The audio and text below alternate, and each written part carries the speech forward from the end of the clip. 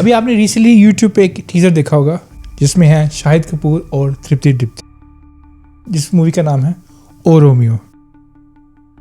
और रोमियो एक ऐसी मूवी है जो कि रियल इवेंट्स पे बनाई गई है। जैसे आपने कहा कि ये मूवी जो बेस करती है रियल लाइफ स्टोरी पे करती है, और जो इसके दो मेन कैरेक्टर्स हैं वो हैं हुसैन उस्तरा और सपना दीदी, इनके बारे में कुछ बताइए। जो हुसैन शेख थे ये एक्चुअली द ओनली गैंगस्टर जिसने डायरेक्टली दाऊद इब्राहिम को चैलेंज किया। जो सपना दीदी थी इन्होंने इवन के दाऊद इब्राहिम को मारने की कोशिश भी की। अब इमेजिन करें एक आम औरत और एक नंबर 1 गैंगस्टर। हुसैन उस्तरा की जो फैमिली है ना, वो ये कहते हैं कि इस फिल्म के अंदर इन्होंने हुसैन उस्तरा को सपना दीदी के साथ अफेयर में दिखा दिया है। वो उनकी ना सिस्टर की तरह थी। उस फैमिली ने 2 करोड़ रुपये का हर्जाना कर दिया। इन्होंने कहा जी कि हमारे पास परमिशन है, उन्होंने कहा जी परमिशन नहीं है, तो एकदम एक पॉपुलर कंट्रोवर्सी स्टार्ट हो गई। हो सकता है ये ड्रामा भी हो, वो रियल टाइम ऑब्जेक्शन है उनका, तो फिर ये फिल्म को नुकसान भी पहुंच सकता है।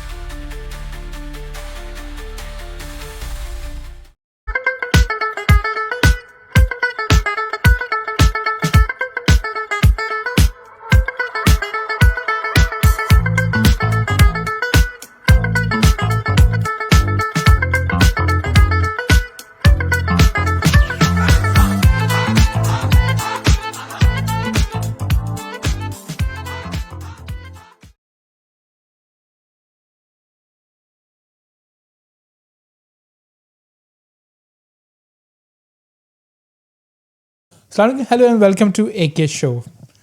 अभी आपने रिसेंटली यूट्यूब पे एक टीजर देखा होगा जिस मूवी का नाम है ओ रोमियो, जिसमें है शाहिद कपूर और तृप्ति डिप्टी। आइए जानते हैं इस मूवी के बारे में कुछ डिटेल्स मेरे को होस्ट अहमद सही से। अस्सलाम वालेकुम सर। वालेकुम सलाम, और नाजरीन को भी मेरी तरफ से अस्सलाम वालेकुम एंड हेलो। कैसे आप? ठीक ठाक है, फर्स्ट क्लास। पहला मेरा क्वेश्चन आपसे यही होगा कि व्हाट इज़ ओ रोमियो, इसकी कास्ट और मैं चाहूँगा रिलीज डेट, कुछ इंटरनल डिटेल्स के बारे में बताइए। ओके, और रोमियो एक ऐसी मूवी है जो कि रियल इवेंट्स पे बनाई गई है। अच्छा। इसका असल में नाम था अर्जुन उस्तरा। अच्छा। दे चेंज, उस्तरा का मतलब है रेजर, ठीक है। अब उसको इन्होंने चेंज किया है क्योंकि चूँकि ये एक मैचिंग स्टोरी है किसी रियल लाइफ से, तो एक कंट्रोवर्सी चली, वो आगे जाके हम बात करेंगे इसके ऊपर। बहुत अच्छी मूवी है, 13 फरवरी को रिलीज़ हो रही है। इसमें साजिद नाडियावाला जो है ना उन्होंने प्रोड्यूस किया है इसको, और विशाल भारद्वाज जो है ना वो इसके डायरेक्टर हैं। अच्छा। और शाहिद कपूर जो है ना वो इसके हीरो हैं, तृप्ति दिमरी जो है वो हीरोइन है। स्टोरी बड़ी इंटरेस्टिंग है। ये बेसिकली जब इंडिया पाकिस्तान सेपरेट हुए तो उसके बाद जो गैंग वॉर्स और जो गैंग्स क्रिएट हुए मुंबई के अंदर, इस बिग नेम्स थे उस वक़्त के। अच्छा। तो ये मूवी उसके ऊपर है कि हुसैन शेख के ऊपर बनाई गई है, जिसको हुसैन उस्तरा भी बोलते थे। अच्छा। तो बहुत बड़ा एक गैंगस्टर थे वो। और मसला ये है कि इसमें एक अफशा नामी लड़की है जो इस मूवी के अंदर जो करेक्टर है, जो दिमरी हैं, जो तृप्ति दिमरी हैं, जो वो ये करेक्टर कर रही हैं। और वो असल में एक रिवेंज किलिंग के लिए शाहिद कपूर से, जो कि उस्तरा हैं, हुसैन उस्तरा हैं, उनसे वो रब्ता करती हैं। तो शाहिद कपूर उनसे मोहब्बत में उनका शिकार हो जाते हैं। तो फिर वो उसके लिए रिवेंज किलिंग करने के बजाय फिर वो एक बहुत बड़ा मैसिव गैंग वॉर स्टार्ट हो जाती है मुंबई के अंदर। अच्छा। तो बड़ी इंटरेस्टिंग स्टोरी है, बड़ी ट्रू इवेंट्स पे स्टोरी है। अच्छा। और इसने बहुत प्रॉब्लम भी क्रिएट की हुई है, क्योंकि जो जिनकी ये स्टोरी है उन्होंने कह दिया जिन्होंने हमसे परमिशन नहीं लिया। हम आगे जाके बात करेंगे इसके ऊपर। लेकिन ये है कि मूवी जो है इसमें बड़े नाम हैं, नाना पाटेकर हैं इसके अंदर, इसमें तमन्ना भाटिया भी हैं इसके अंदर जो थोड़ी रोल के लिए स्मॉल अपीयरेंस है उनकी। तो मूवी लुक्स लाइक कि इस गैंग वॉर है, बड़ी इंटरेस्टिंग ये मूवी साबित होगी। इसके अलावा इसमें ये कि विशाल भारद्वाज हैं जी, उनका शाहिद कपूर के साथ पहले भी 4 मूवीज़ कर चुके हैं। उनका एक अच्छा कम्बिनेशन है इनका। जिसमें उन्होंने 2009 में कमीने की, फिर हैदर की 2014 में, फिर रंगून की 2017 में। और इस मूवी की जो शूटिंग है ये तकरीबन 6 जनवरी से लेकर 31 अगस्त तक 2025 तक, 31 अगस्त 2025, 8 माह के करीब इसकी लंबी शूटिंग गई है इसके ऊपर। तो जनरली इसकी कंट्रोवर्सी ये है, कॉन्सेप्ट ये है कि इसकी जो स्टोरी है वो हुसैन जैदी की बुक से ली गई है, जिसका नाम है माफिया क्वीन ऑफ मुंबई। ठीक है। अब मसला ये है कि ये जो हुसैन उस्तरा थे और जो सपना देवी थी जिनके बारे में वो स्टोरी लिखी है, जी जी ये सिमिलर कॉपी की गई है, इसलिए इसका नाम भी इन्होंने चेंज किया। पहले इन्होंने अर्जुन उस्तरा रखा था, फिर वो हुसैन उस्तरा की और सपना देवी की स्टोरी के बारे में चूँकि एक किताब लिखी गई, जिससे लगता है कि इन्होंने ये, अब मैं सरप्राइज हूँ कि इतने बड़े लोग हैं ये इनको चाहिए कि चेक्स तो करते ही होंगे कि भाई हम किसी का कोई स्टोरी मैच तो नहीं करने के लिए ले सकते, या खाली डिस्क्लेमर लगा देने से तो नहीं है कि वो जान छूट जाएगी। तो बहरहाल मूवी का जो इम्प्रेशन तो बहुत अच्छा है।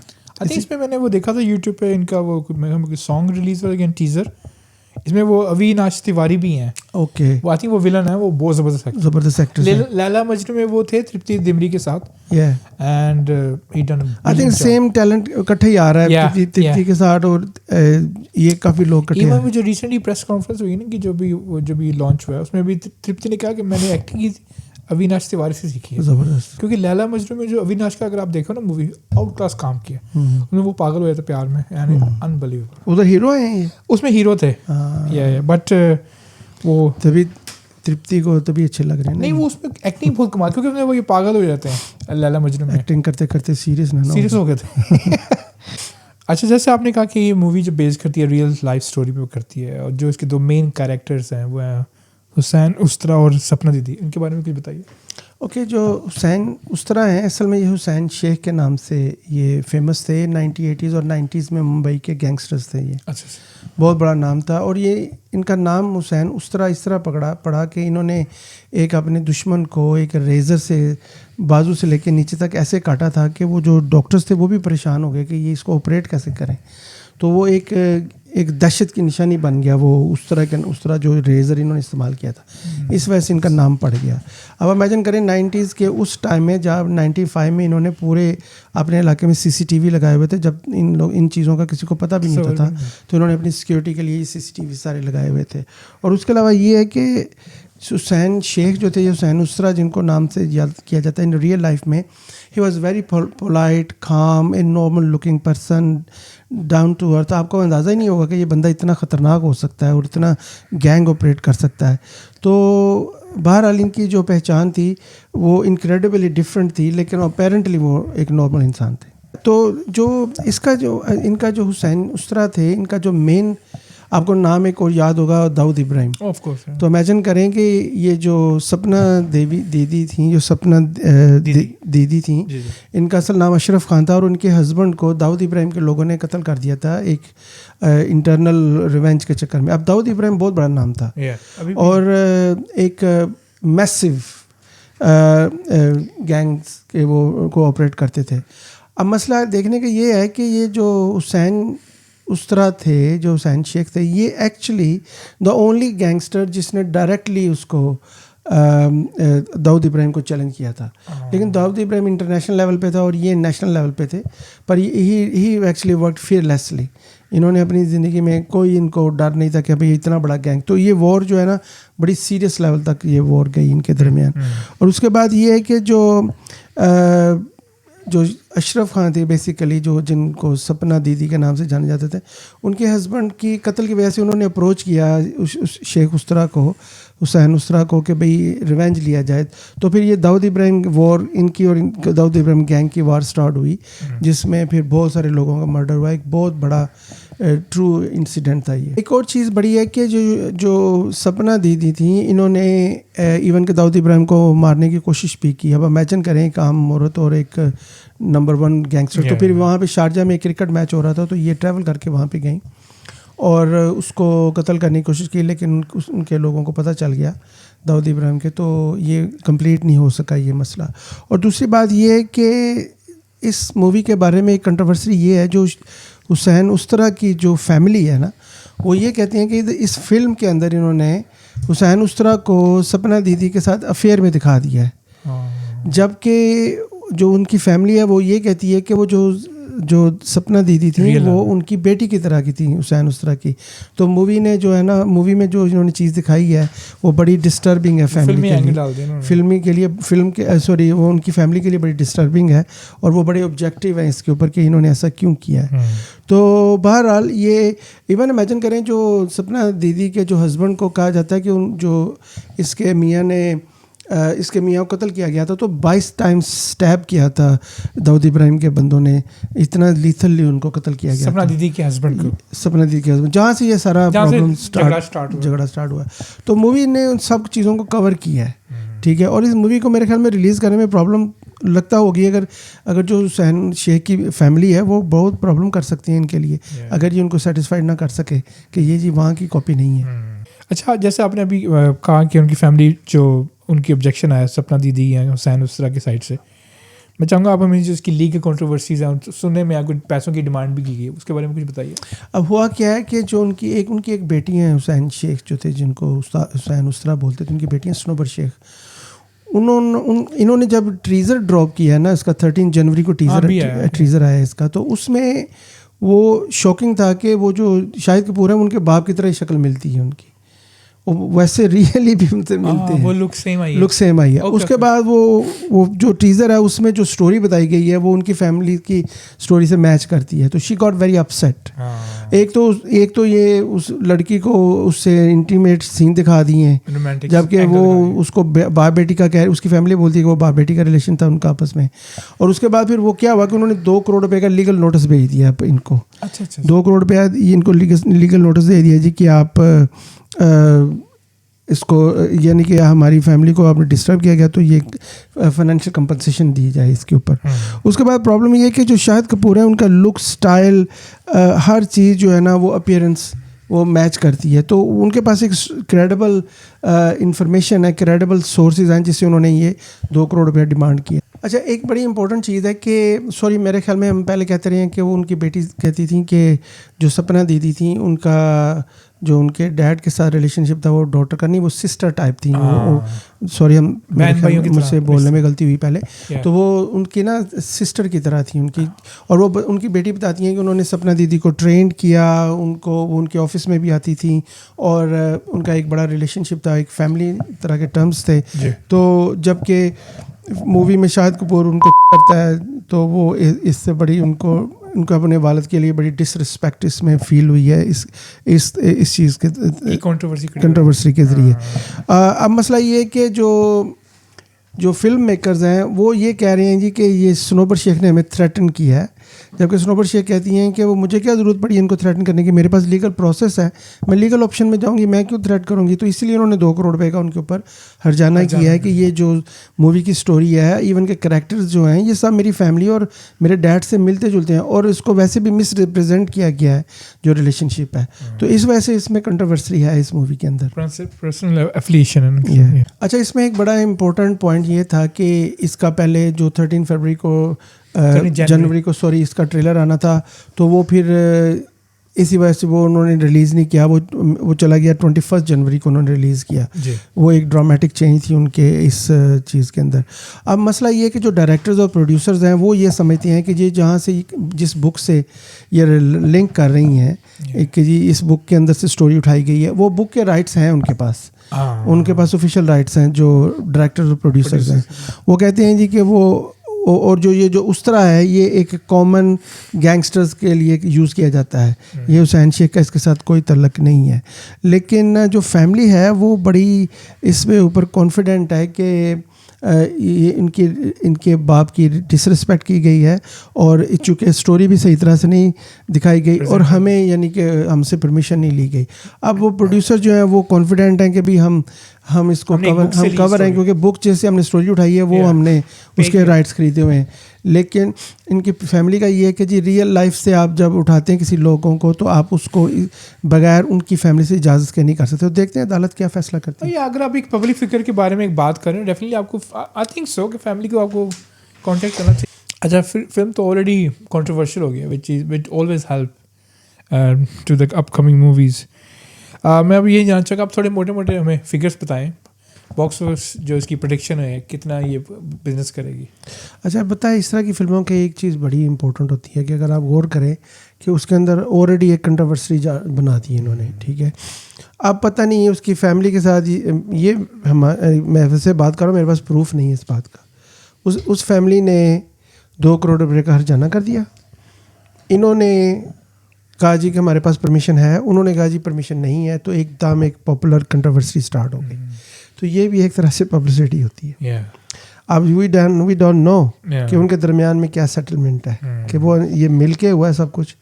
अब ये जो प्रोड्यूसर्स हैं, ये डायरेक्टर्स हैं, इतने बेवकूफ़ तो नहीं है Yeah. कि किसी की लाइफ को कॉपी कर रहे हो, उनके साथ बात ही नहीं कर रहे। पर अगर ये हो सकता है ये ड्रामा भी हो, ये हम अपने पास से कह रहे हैं, एक एनालिसिस है, ये Yeah. खबर नहीं है ये। Yeah. हो सकता है कि ये नेग्लिजेंस हो, वो मिस कर गए हो। मिस कर गए, Yeah. लेकिन मोर लाइकली मेरे नज़रिए से ये लग रहा है कि ये पब्लिसिटी स्टंट है, मुझे लग रहा है, ये इट्स माय पर्सनल ओपिनियन। अच्छा, इसके जो प्रेडिक्शंस है ना कि वो कह रहे हैं जी कि तकरीबन 10 करोड़ रुपया पर डे, सॉरी 5 करोड़ के करीब पर डे। ये आती है, एक कंपनी है जिसे according to Pinkvilla production predictions, और Romeo expected to be 4 to 7 crore a day first day में फर्स्ट डे में जो इसका है बिजनेस करेगी। जबकि ये जो शाहिद कपूर की जो नॉर्मल मूवीज़ हैं वो जैसे उन्होंने कमीने एंड हैदर की थी, तो वो open around 10 crore per day पे डे 1 पे गई थी। अब ये 4 से 7 करोड़ इसकी प्रेडिक्शन है, लेकिन मुझे लग रहा है ये 10 करोड़ को भी क्रॉस कर जाएंगी।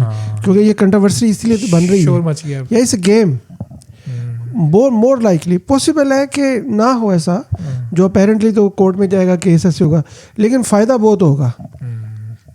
हर कोई देखेगा, लोगों की नजरों में आ गई, हर बंदा इस फिल्म को देखेगा। तो ये 10 करोड़ को भी क्रॉस कर जाएगी, मेरी प्रेडिक्शन है। अब लिख लें, मेरा भी नाम पिंक मेरा प्रेडिक्शंस में डाल दें, अच्छा, तो मैं भी कर सकता हूँ, ईमेल कर दूंगा।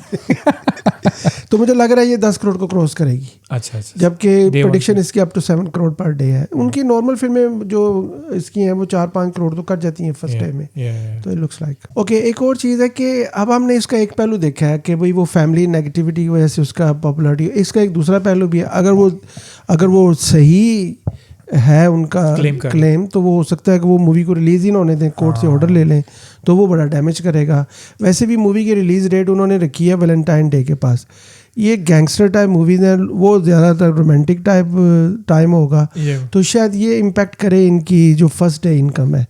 तो मेरे ख्याल में ये है कि अगर तो ये कंट्रोवर्सी जो है ये इसको पॉपुलरिटी करने के लिए, तो फिर तो ये ब्रेक कर देगी रिकॉर्ड। और अगर ये रियल टाइम कंट्रोवर्सी है, तो फिर तो अगर वो रियल टाइम ऑब्जेक्शन है उनका, तो फिर ये फिल्म को नुकसान भी पहुंच सकता है स्टार्ट के ऊपर। जैसे आपको पता है कि शाहिद कपूर हैं, एक बहुत बड़ी फ़ैन बेस है उनकी। अब इस मूवी में वो एक टेडी बियर को फायर कर रहे हैं। 3 मिनट 8 सेकंड का जो इनका टीज़र रिलीज़ हुआ है, उसने एकदम एक बहुत इसकी हवा बांध दी है इस मूवी की। तो पॉसिबल है कि ये मूवी वेल परफॉर्म करेगी अपने फर्स्ट डे के ऊपर, क्योंकि उनकी बहुत बड़ी एक फ़ैन बेस है। अगर इसके ऊपर ऑब्जेक्शन नहीं लगता तो it's gonna break the record personally I think. एक और बड़ी चीज़ इस मूवी के फ्यूचर के ऊपर अफेक्ट करेगी कि जब ये रिलीज़ हो रही है तो उस वक्त 2 मूवीज़ और आ रही हैं, तू या मैं और भाभी जी घर पे नहीं, भाभी जी घर पे हैं, सॉरी मैंने बाहर निकाल दिया, भाभी जी घर पे हैं। ये 2 मूवीज़ हैं, इतनी बड़ी कास्ट नहीं है इसकी, तो इतना बड़ा कंपटीशन नहीं है इसके ऊपर। लेकिन अगर आप दूसरी साइड से देखें, जो अगर तो फैमिली को मिल जाता है स्टे ऑर्डर और मूवी रिलीज़ नहीं होती, तो बहुत ख़तरा भी है कोलैप्स होने का। जबकि इसका अदर वे राउंड है कि अगर वो कोलैप्स नहीं होती और वो अलाउ कर दी जाती है रिलीज़ इसकी, तो ये बहुत बड़ी इनकम जनरेट कर सकती है। ओके, मैं इसके ऊपर अगर फर्दर हम बात करें, तो ये मुझे ऐसे लगता है कि जो मेरा ख्याल है पर्सनली तौर पे, कि मुझे ये लग रहा है ये 30 से 40 करोड़ जो है ना वीकेंड पे करेगी, फर्स्ट वीकेंड पे। और अगर तो ये कंट्रोवर्सी अगर ऐसे चल गई और इसको अलाउ भी कर दिया गया साथ, तो फिर 120 करोड़ 80 से 120 करोड़ ये मूवी बनाएगी। और अगर ये बात बहुत बढ़ जाती है तो 150 करोड़ तक मुझे लग रहा है ये मूवी रिटर्न देगी लाइफ टाइम। जो इसकी इनकम है 150 तक मुझे लग रहा है ये कमा जाएगी मूवी। और मुझे लग रहा है कि ये कंट्रोवर्सी क्रिएट भी इसीलिए की जा रही है ताकि बड़ी अगर देखें उसमें चंद करोड़ फैमिली को भी दे देंगे तो क्या फ़र्क पड़ेगा। exactly. नाम तो बन गया। अच्छा, ये हमारी अपनी ओपिनियन है, हमारे पास इसका कोई एविडेंस है, हमारे पीछे ना पड़ जाना। हम कुछ नहीं कह रहे, हम वैसे जनरल एनालिसिस दे रहे हैं। लगता तो ऐसे ही है कि इतने बड़े प्रोड्यूसर्स हैं, इतने बड़े डायरेक्टर्स हैं, तो आपके क्या ख्याल में उन्होंने पता नहीं किया होगा कि ये फैमिली को अफेक्ट करेगी।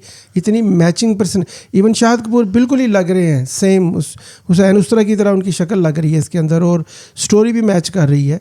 तो इतने बड़े डायरेक्टर प्रोड्यूसर्स को पता ही होगा ना कि लीगल कम्प्लिकेशंस क्या हो सकती हैं। मगर मुझे ना जो आपने स्टोरी बताई अभी, मुझे उसके जो एक एंगल जो लव एंगल बता रहे हैं ना, वहाँ से ये लोग प्ले अप कर सकते हैं डायरेक्टर वगैरह की, बिल्कुल डिफरेंट स्टोरी है, वो तो बहन भाई थे, ये असल में उसको उनको इस पे कम एतराज़ है, उनको एतराज़ ज़्यादा ये है कि उनके बाप के करैक्टर को डिसऑर्टेड करके ख़राब करके दिखाया गया है, ये एतराज़ है और ये वैलिड है, ये पॉइंट वैलिड है। अब फैमिली के साथ मैचिंग अंदर जो सी पंजाबी के ना अंदर खाते मिले ने, वो खाता अगर अंदर मिले होएगा ना तो फिर बहुत फ़ायदा पहुंचेगा, फ़ायदा हो जाएगा। और अगर वो फैमिली को विन कर गई तो ये बिल्कुल उड़ा देंगे इसको पकड़ के ही है। अच्छा, बस मेरा आपस अब वाइंड अप करते प्रोग्राम को, मेरा आखिरी सवाल होगा कि why people watch this O Romeo, क्यों देखें वो ये मूवी?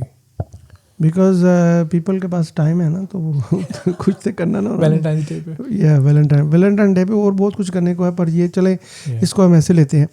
एक्चुअली जो इंडियन जो सीरीज़ हैं, जो OTT सीरीज़ हैं, या जो गैंग्स मूवीज़ हैं ना, वो एक सर्टन तबका चाहे किसी भी जगह से बिलोंग करते हैं, इवन वेस्टर्न कंट्रीज़ में भी अगर इंग्लिश मूवी है, आप इन्हीं को अगर आप इंग्लिश में डब कर दें तो लोग भी देखेंगे, क्योंकि गैंगस्टर एक बड़ी एक ह्यूमन नेचर है कि एक बंदा जुल्म करता है और एक उसका बदला लेता है, तो वो बहुत अट्रैक्टिव चीज़ है भाई, जिसको आप सपोर्ट कर रहे हैं, आप चाहते हैं वो विक्टोरियस हो, वो विन करे, तो एक बड़ा इंप्रेशन है। तो इसलिए गैंग्स की मूवी जो गैंग बेस्ड हैं बहुत चलती हैं, जैसे गैंग ऑफ वासेपुर ज़बरदस्त वो थी, वो उसने बड़ा रिकॉर्ड कायम किया है। इस तरह की फिल्में जो है ना चलने में मुझे लग रहा है कि ज़्यादा कमाई करेगी ये मूवी कंपेयर टू अगर, और इसमें एक और चीज़ है, शाहिद कपूर साहब जो है ना वो is way out now, as underrated at this stage, तो उनका कम बैक हो सकता है इस मूवी से, अगर ये मूवी हिट हो गई और इस पर जो लीगल कॉम्प्लिकेशंस ना आई,